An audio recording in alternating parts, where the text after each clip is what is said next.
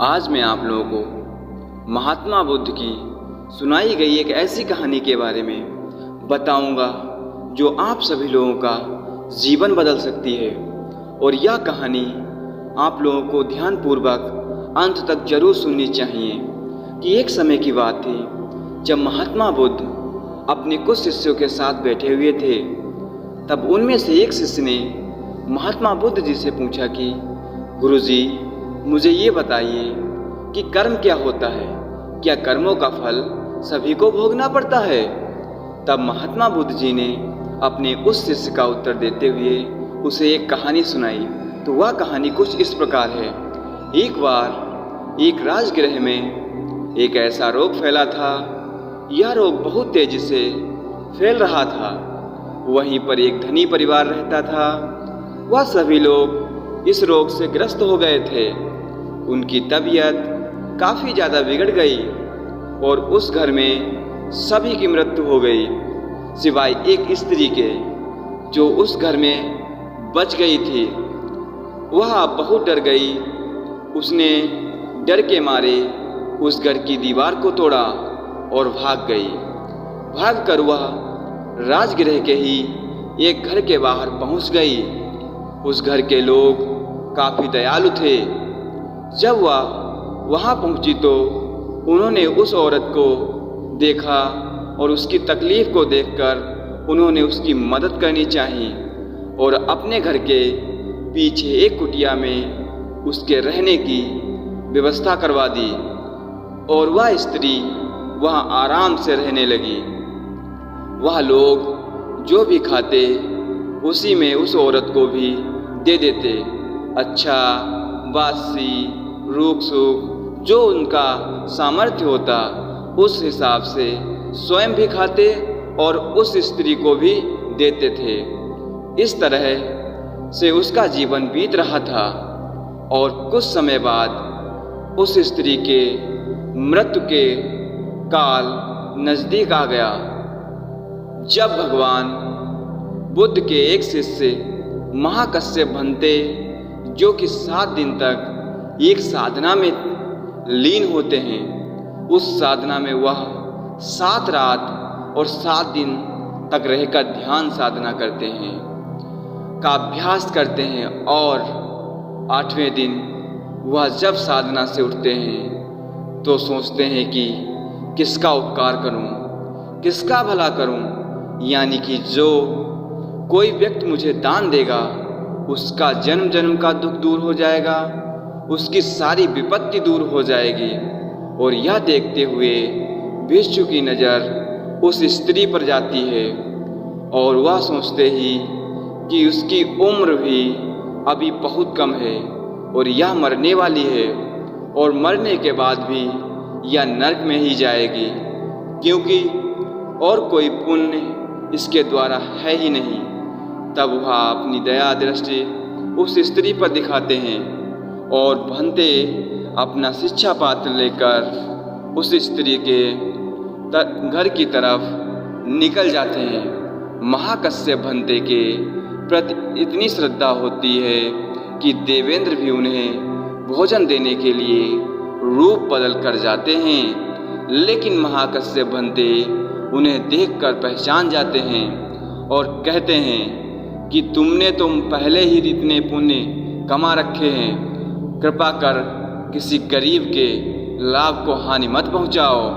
वह उन्हें बहुत प्रेम से समझा कर भेज देते हैं और वह लौट जाते हैं। उसके बाद एक बार फिर महाकश्यप भंते उस स्त्री के घर की तरफ जाते हैं और उसके द्वार पर पहुंचकर भिक्षा मांगते हैं। उस दिन उस स्त्री को एक रात पहले का भोजन यानी बासी भोजन मिला हुआ होता है।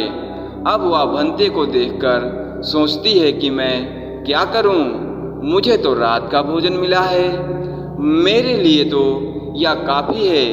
लेकिन भंते जी जो इतने सुंदर आकर्षण स्वर्ण स्वरूप हैं, इनको तो ऐसा भोजन मैं दे नहीं सकती, क्योंकि यह उनके कहीं से भी अनुकूल नहीं है। इनको तो कोई धनी व्यक्ति ही ढंग का भोजन दे सकता है। और यह सोच उन्हें कहती है कि भंते आप आगे चले जाइए।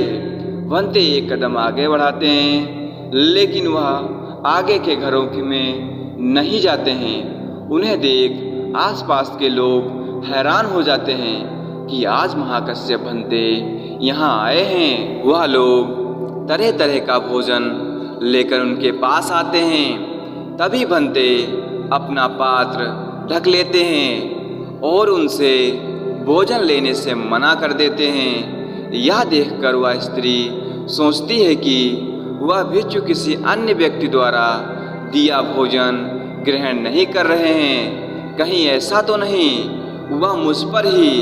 यह देख वह बेहद प्रसन्न होती है और मुझे प्रेम करुणा और दिल से जो उनके पात्रवासी भोजन होता है वह एक टूटे फूटे जो उसके पास पात्र होता है उसमें लेकर आती है और उन्हें देती है। जब वह यह दान कर रही होती है उस समय उसका मन बहुत श्रद्धा से भरा रहता है।